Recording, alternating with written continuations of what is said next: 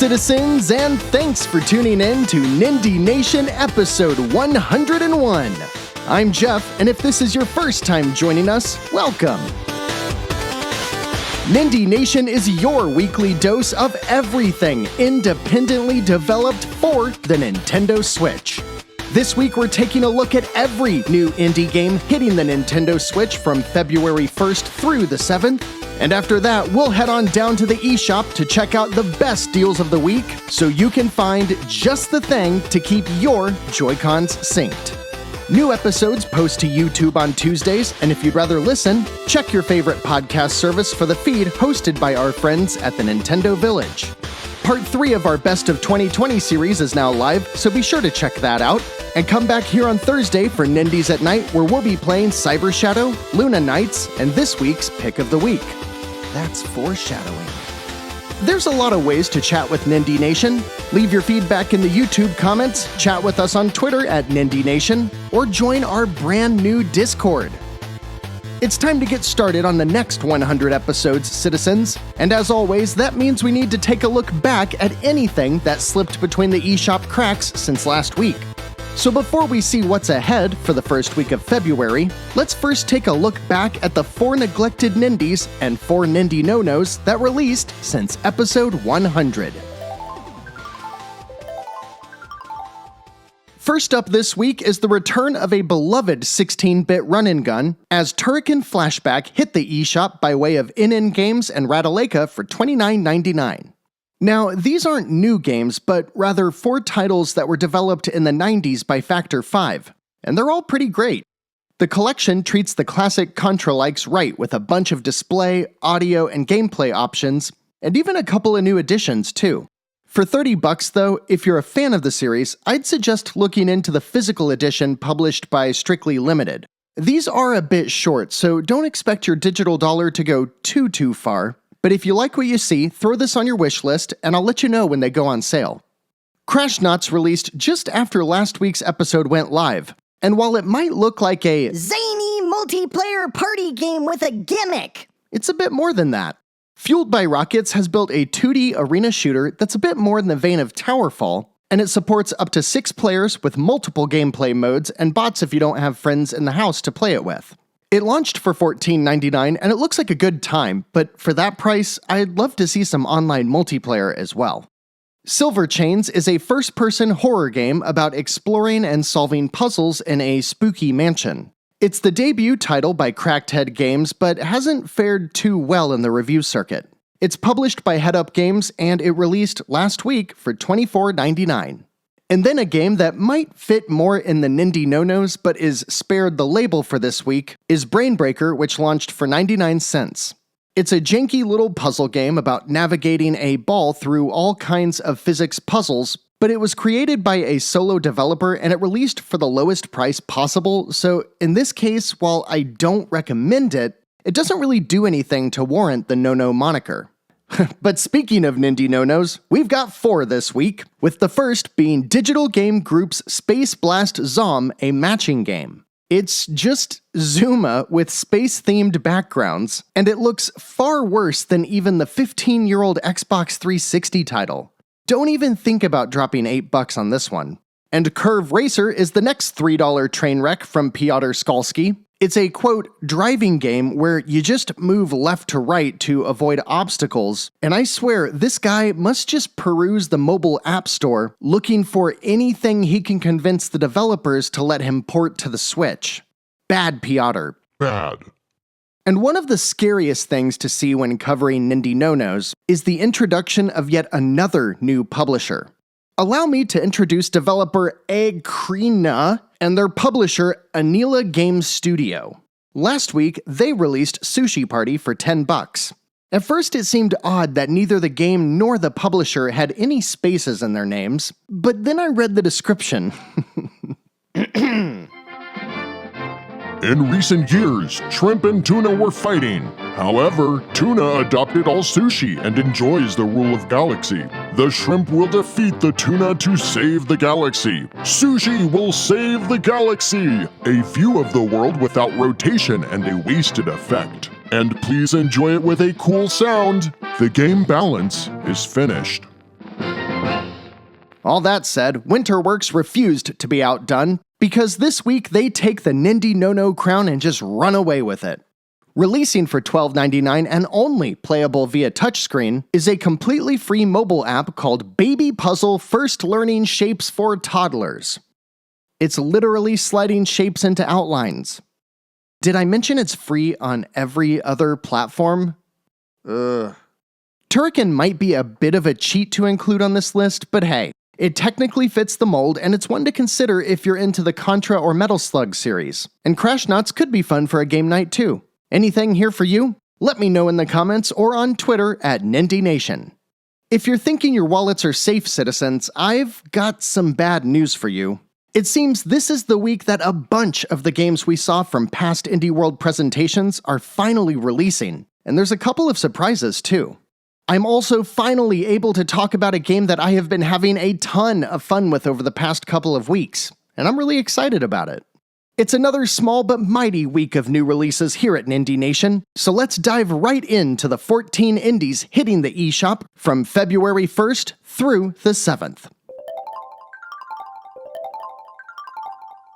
On February 1st, Bulwark Games brings their take on the 3D puzzle platformer to the Switch hot off the heels of some pretty solid reviews. Glyph is an open-world 3D puzzle adventure about rolling a ball through all sorts of low-poly environments while tackling physics challenges and collecting just all the things. There's nothing really new here, but it's the execution that sets Glyph apart. The visuals should remind you of games like Journey, and the controls are tight and responsive as you roll, fly, bounce, and glide your way through 80-plus levels. It is a bit pricey for $19.99, but that's to be expected with the amount of polish and care Glyph has received. Next up on February 2nd is a game that tabletop fans should eat right up. Cultist Simulator Initiate Edition pulls no punches about offering up a challenging roguelike card game that doesn't hold your hand. The 1920s Lovecraftian theme is presented with bold colors and a serious tone, and there's an emphasis on the narrative that evolves with each game shaped exclusively by your decisions. This version includes all of the DLC from previous iterations of the beloved title by Weather Factory and Playdigious. And while this is definitely a game built for a niche audience, for $19.99, it absolutely delivers a single-player experience that'll feel right at home on your Switch. For about the past 2 weeks, I've been playing a retro-inspired space shooter that blends elements of new and old to a level of quality that we don't often see. While the original Habroxia delivered a fun space shooter with some interesting ideas, it's the sequel, Habroxia 2, that really sticks the landing. With a simple but well-written narrative penned by Colin Moriarty, Habroxia 2 dives deeper into its customization and RPG elements by offering a bevy of weapons and upgrades which make exploring the branching paths throughout the campaign consistently interesting. Lilymo Games frankly nails every aspect of what it sets out to accomplish in Habroxia 2, leaving you with a fun space shooter that never overstays its welcome, but comes complete with New Game Plus, 2 extra rush modes, and a rewarding achievement system if you're not ready to put it down. Published by East Asia Soft and launching on February 3rd for a perfectly reasonable $9.99, Habroxia 2 is Nindie Nation's pick of the week. The big Thursday drop this week contains one title shy of a dozen and kicks things off with our second Lovecraftian-inspired spooky. That game is Canarium by Iceberg Interactive, and it follows the events of a scientist who wakes up on an Antarctic base after interacting with an otherworldly device. You'll explore the base, see all sorts of spooky things that might actually be coming from you, and do your best to, I don't know, make it out alive or something?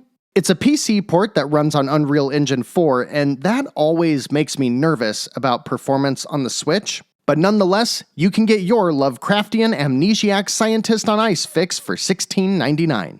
And I really like this next one. If you like the classic PC point-and-click adventure games of the 90s, you probably will too. Odysseus Cosmos and His Robot Quest is a super charming point-and-click adventure by HeroCraft that oozes the same kind of charm as titles like the Monkey Island series. It follows a scientist and his robot as they float around in a space station and, well, it almost kinda seems like a nerdy sci-fi buddy cop story. The two characters seem to have a really great love-hate relationship with each other, and even the trailer got me to laugh out loud. I might be checking this one out when it launches for $11.99, and if you do too, let me know what you think. Noodle cake! Squirrels! Nuts! That's the developer, subject, and name of our next game. Apparently in Nuts, you're a scientist who heads out into the woods, takes all sorts of gear with you, and records what the squirrels are up to. Oh, nope. I see what's going on here. It's pulling a fire watch.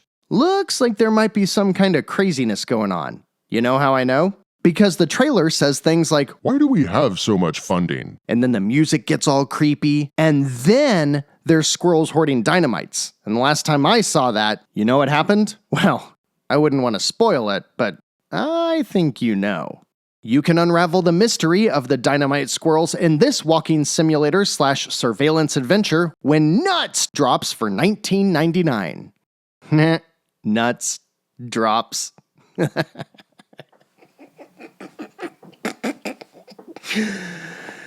I crack myself up.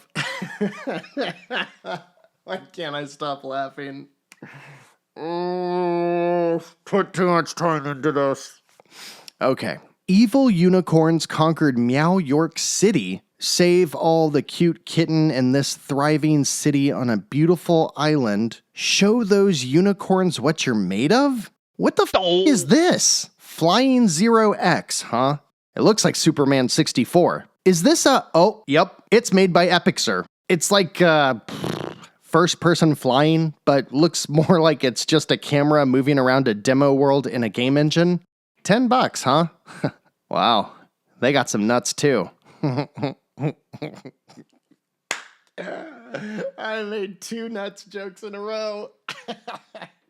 No, I'm on a roll. Okay, you know that meme where there's all the people at a party that are staring at you as if they're wondering what you're doing there? If you're watching the video, I'll put it up on the screen right now. That's how I feel talking about Kowloon High School Chronicle. This game is apparently a cult classic PlayStation 2 Japan exclusive JRPG. And I just don't get it. It's like, hey, look, anime lady talking to you. Boom! Evil witch lady holding a scary puzzle device. Now you're in a dungeon and it kinda looks like Fallout 3. Bam! Now here's Colonel Sanders with a hot dog and I'm just like, what? I guess you're a high school student and some secret treasure hunter shows up as a transfer student, like every other JRPG set in a high school, and it blends visual novel with first-person dungeon crawling gameplay? Reviews seem to be pretty glowing for this one too. I guess I did miss it. It's ported and HDified by Arc System Works, published by P-Cube, and it looks like quite the game that launches for $29.99. But hey, if you're like, That sounds great and all, but if I'm gonna play a game about high school relationships, I wanna play as the only girl in a samurai school for boys. then, well, we've got the game for you? Byakko Tai Samurai Boys is the kind of game that really makes you confident we live in an age where there's a game for everyone, you know? It's a visual novel romance for $19.99, but I must warn you, it's made by Opera House, and usually that means there's quite a bit of sexy time. If there's one thing I know less than spooky games, well, it's probably samurai dating sims. But if there's 2 things I know less than spooky games, it's sports ball games. Thanks to NBA Jam, I have an intimately familiar knowledge of approximately 2 players from each NBA team in the 1993 season. Al Gore on the Bulls is the GOAT, by the way. But that's about it. As such, Football Cup 2021 is a soccer game if you live in America, and it's developed by 7 levels. It's $10, and my initial impression is that it looks like a PS1 or maybe a PS2 game, and I definitely appreciate the players' smashed-in polygon faces. If you're not a fan of space shooters and you don't think Habroxia 2 is the game for you this week, allow me to introduce Haven, a super original RPG / life and dating sim developed by the Game Bakers. I'm gonna spend a minute on this one because I have a feeling that if this is up your alley, Haven is going to be a standout game for you this year. If you hear any of the following and think it sounds awful, you should probably stay away. Haven is basically 3-ish games in one. First up is the premise. you're dropped into a beautiful, isolated world where you play as a boyfriend and girlfriend who choose each other over everything else. You're mostly alone and focused on building your relationship while also finding and building a home. The story is very well told and very heartwarming, but you gotta suspend your disbelief a little bit. Second is the gameplay, which is basically two parts connected by a traversal system. You'll spend most of the game soaring across this beautiful, colorful world in a way that feels a lot like Flower or Journey from the PlayStation ecosystem. It's very calming, the music is wonderful, and there's consistent dialogue between the two characters throughout. While you're soaring around on your anti-gravity air boots, you'll either be collecting resources or engaging in RPG battles. The battles are simple but traditional JRPG fare with timed button prompts, and the resource gathering is a lot. I mean, it's just running over stuff and then selecting items to craft whatever it is that your home needs, so it's simple, but you do it a lot. In the end, Haven is about a 15-hour game that features drop-in, drop-out co-op, and a loop that is very conducive for picking up and playing a little bit at a time or for hours on end. This game is great, but you really gotta judge this one by its cover. All the reviews are like half perfect scores and half mediocre scores at best. So figure out where you fit in, and if it's in the camp where this is your style of game, definitely check it out for $24.99. We spent a long time on that one. Here's one we won't spend much time on. Kairosoft put a train station in their little simulation game that they keep releasing for $14. I just realized I never wrote down what it's called. Doesn't matter, you're not gonna buy it, you're a smart person. Next up is a really impressive title, especially coming out of a smaller team like SteelArts Software. Grey Skies: A War of the Worlds story is a third-person stealthy action adventure that does the famous H.G. Wells story justice. The gameplay falls somewhere between what you'd see in The Last of Us or from Remedy Games. It tells the story through a road trip, essentially, as the main character, Harper, tries to figure out just what the hell happened to the world around her. You'll sneak around, infiltrate places in the dark, fight some zombie-like creatures, and engage in a couple of really tense chase scenes. Grey Skies has received very positive reviews for the most part, and offers about 8 hours of gameplay in a style that we don't see very often on the Switch. It launched last fall for other platforms and hits the eShop this week for $14.99. And finally, wrapping up the big Thursday drop and the week's new releases is Bluefire by Roby Studios and Graffiti Games. This could be great, but we simply haven't seen reviews or really any previews yet. It is immediately apparent that the team behind Bluefire were basically like, Okay guys, hold up, I've got an idea. What's that? So, we all love Hollow Knight, right? Yeah? Okay, get this. You with me? Hollow Knight, but in 3D. Now, of course, drawing that comparison instantly suggests this could be one of the best games of the generation, and I'm not in any way suggesting that, but the inspiration here is clear. It's a challenging 3D action platformer, and it looks sick. There's all kinds of upgrades and abilities, a pretty big cast of characters. It definitely leans a bit more into the platforming aspects, more so than the combat, but it all looks like a blast. One thing I can't pinpoint is the structure of the game. I'm not sure if it's a traditional hub-and-spoke world like you'd see in most 3D platformers, or if it's more of a large open world to explore Metroidvania-like. That much remains to be seen. Bluefire originally premiered during that excellent Indie World presentation last summer, and was one of the games that received the most attention. It seems to have all the markings of an excellent game, but the lack of coverage leading up to its release does have me worried. Let's keep our eyes on this one though, citizens, because Bluefire could be great, and it launches this Thursday for $17.99. Talk about a great week, huh? 2021 is already shaping up to be quite the year for indies, and we're just getting started. Habroxia 2 is our pick of the week, but Haven, Glyph, and Grey Skies aren't far behind. And then of course, there's the question mark of Bluefire. What's going on your wish list? What reviews will you be watching like a hawk? Let me know in the YouTube comments, on Twitter at Nindie Nation, or on our brand new Discord server. Speaking of great weeks, it's also a great week for deals, especially if somewhat mindless games for $2 a piece sound like just the thing to keep your Joy-Cons synced. With 349 games currently on sale over at the eShop, these are our picks for the 11 best Nindies at their lowest prices ever through at least February 9th.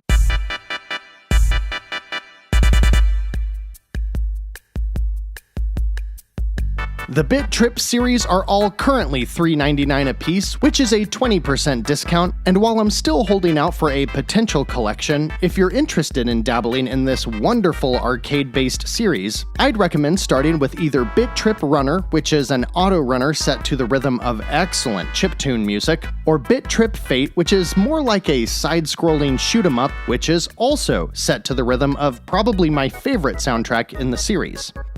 A couple weeks back, we checked out the Hong Kong Massacre during Nindies at Night, and a lot of you really dug the way it takes the top-down twin-stick shooter formula of games like Hotline Miami and rolled it into a Hong Kong crime movie like something Jet Li would star in. It's a pretty tough game, but it comes highly recommended, and with a 25% discount, you too can slow-mo dive and shoot away to your heart's content for just $14.99. Valfaris has been a regular entry in the Nindie Nation deals section, and that's because its version of the Metroidvania run-and-gunner brings with it a level of polish that we don't see very often. It's metal as hell and pretty tough to boot, but there's no denying the quality of intense action you'll find throughout the 7 to 10 hours you'll spend with Valfaris. With a brand new highest discount ever of 55% off, you can battle your way out of hell for just $11.24. If you want your high-octane shooty-shooty action with a little less metal and a lot more cute indie, look no further than one of my favorite frequent deals, the Bleed Complete Bundle, which is 85% off for $4.19. These games bring non-stop action that will have you dashing, dodging, jumping, and shooting your way through action movie scenarios as you try for the highest score possible. Each game is only about an hour or two long, but you'll unlock a bunch of new characters and abilities along the way, and be consistently encouraged to try new routes and new difficulties. I spent closer to 10 hours with this bundle, and if you've been watching Nindie Nation for some time now, you know just how much I love the Bleed series. For something completely different though, one of the highest rated games on today's list is a cute little RPG where the core mechanic is playing Scrabble. That's right, Letter Quest Remastered is a mainstay in the pantheon of indies, and for good reason. With an adorable story that follows the Grim Reaper trying to rid his world of monsters, this charming little game is full of excellent music and puzzles that'll keep you on your toes while also expanding your vocabulary. And this week, it is 75% off for just $2.99. A fairly new game from Cubic that just released last fall is one of my favorite takes on the Arkanoid or Breakout series, and that's Death's Hangover, which is 60% off for $1.99. Take the brick-breaking premise of Breakout and add in a bunch of RPG elements and a hearty dose of humor that revolves around helping Death get over a hangover so he can get back to ruling the land of the dead, and you've got a great pick-up-and-play game for a great price. Also 60% off for $1.99 is the Adventures of Elena Temple. This game reminds me a lot of Donkey Kong 94 or the earlier Mario vs. Donkey Kong puzzle platformers. It's very simple in premise, just a single-screen puzzle platformer, but it really gets into some interesting, deep puzzles later on and has a cool visual style that mimics game consoles from the Atari 2600 all the way to the Game Boy, all the way to the Macintosh Classic. Rounding out the week are 3 titles that are all $1.99 that I don't necessarily consider great indies, but I consider them great, mindless titles perfect for keeping your hands busy while you're watching Netflix or listening to podcasts. The first is Sparkle 3 Genesis, or really any of the games in the series. You play as a little water organism that swims around in a top-down world, and you eat things smaller than you while avoiding things that are bigger than you. There's an RPG leveling system that can be quite addictive, and the soundtrack is quite relaxing too. Gravekeeper is one of those games that I have no idea why I bought, but I'm glad I did. It's basically a super stripped-down Diablo or similar top-down hack-and-slash dungeon crawler. It's a bit janky, it's very simple, and in my opinion is perfect for some mindless gameplay that offers just enough progression to make it feel like you're actually accomplishing something. And last but not least is a title very similar to Gravekeeper, but set in space and more of a twin-stick shooter. That's Space Pioneer, another game for $1.99 that is a bit more involved as you have to monitor various ability cooldowns, character upgrades, and mission objectives to ensure you get the highest rating per level. I could have put this game anywhere on the list, but I saved it for last because, if you didn't notice, we didn't have any trifectas this week, and that just wouldn't do. So as the final game in Nindie Nation episode 101, Space Pioneer comes complete with procedurally generated levels, rogue-like mechanics, and RPG elements! Look at that! If you remove Hong Kong Massacre and Valfaris, you could get the entire list of deals this week for just $25. How cool is that? If you only have $10 to spare, you could pick up the Bleed Bundle, Death's Hangover, and Letter Quest Remastered and have a great variety of games to play. Or for $10, you could get Elena Temple, Space Pioneer, Letter Quest, and Bit.Trip Runner, and have 4 completely different games that are almost infinitely replayable. Man, I love cheap indies. What are you picking up? If you're getting a couple of games, let us know what bundle you built and share it in the YouTube comments or over on our Discord Deals channel. Speaking of the Discord channel, that bad boy is on and poppin', so if you haven't joined yet, we'd love to have you. Check the link in the YouTube description or in my Twitter bio at Nindie Nation. For even more indie goodness, Part 3 of the Best Nindies of 2020 just went live, and while we had to postpone last week's Nindies at Night, we're picking things back up this week, so come on by this Thursday at 10 p.m. Eastern for some Cyber Shadow, Luna Nights, and Habroxia 2. And of course, this show goes live every Tuesday on the Nindie Nation YouTube channel, and if you'd rather listen, we've got an audio podcast feed that's hosted by our friends at the Nintendo Village. Whether on Twitter, YouTube, or at thenintendovillage.com, they're working their butts off to deliver daily articles, reviews, podcasts, and more covering all things Nintendo. Thanks for stopping by and spending your time with us today. Please give this video a like, subscribe if you haven't, and check us out on Twitter and Discord to keep this indie love train going. Next week, we've got the sequel to one of the worst indies we've ever covered, 2 highly anticipated titles, and the release of one of the last beloved indies that's yet to make its way to the Switch. But that's for next time, citizens, and we're all done for today. Until next week, I'm Jeff. This has been Nindie Nation episode 101, and remember, no matter what type of game you're looking for, Nindie Nation will be right here to help you find just the thing to keep your Joy-Cons synced.